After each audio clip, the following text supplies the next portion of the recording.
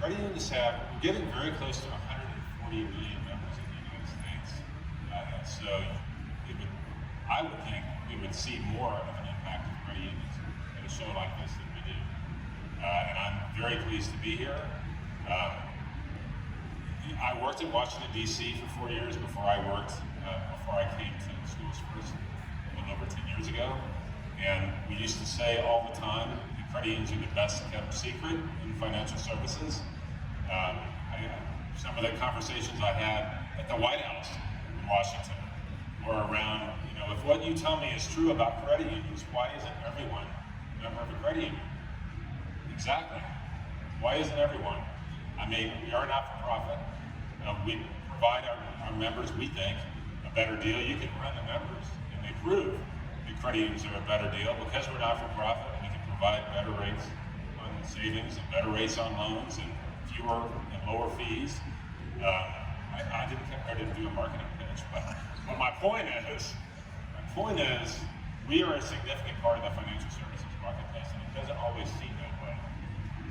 It probably doesn't seem that way to those of you who run fintech. Some of these organizations in this amazing hall do serve credit unions, and some of them almost exclusively serve credit unions. And so, credit unions started not for charity, not for profit, but for service. You've heard us all talk about service here. We're not charitable organizations, but we are not-for-profit, and we can return more of our revenue to our members in that sense. We do have to make some return to build capital to support our growth, but other than that, we focus on our members. So in terms of financial technology, look, we're fintechs. I mean, you can't serve your members without technology, whether there's 14 million or 1.4 million or 75,000, they all want to have access 24/7 on their personal devices to their credit union, and they want it to be fast, safe, secure, and free. No problem, right?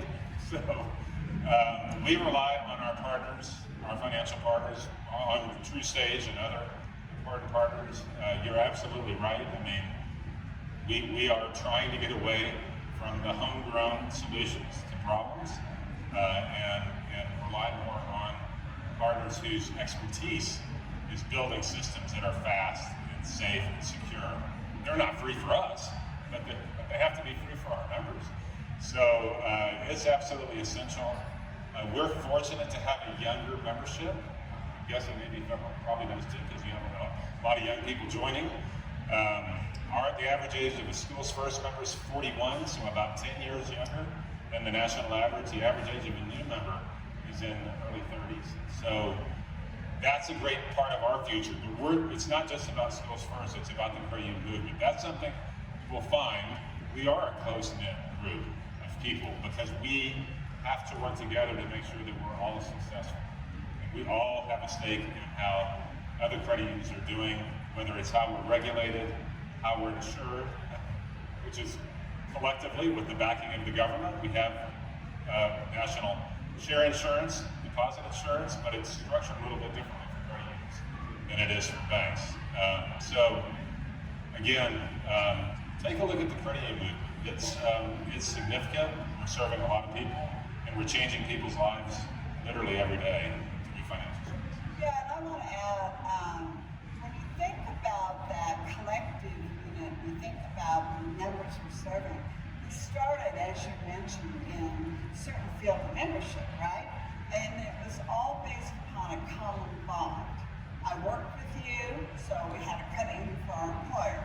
I served with you, so I had the opportunity to work with others in financial services. So we relate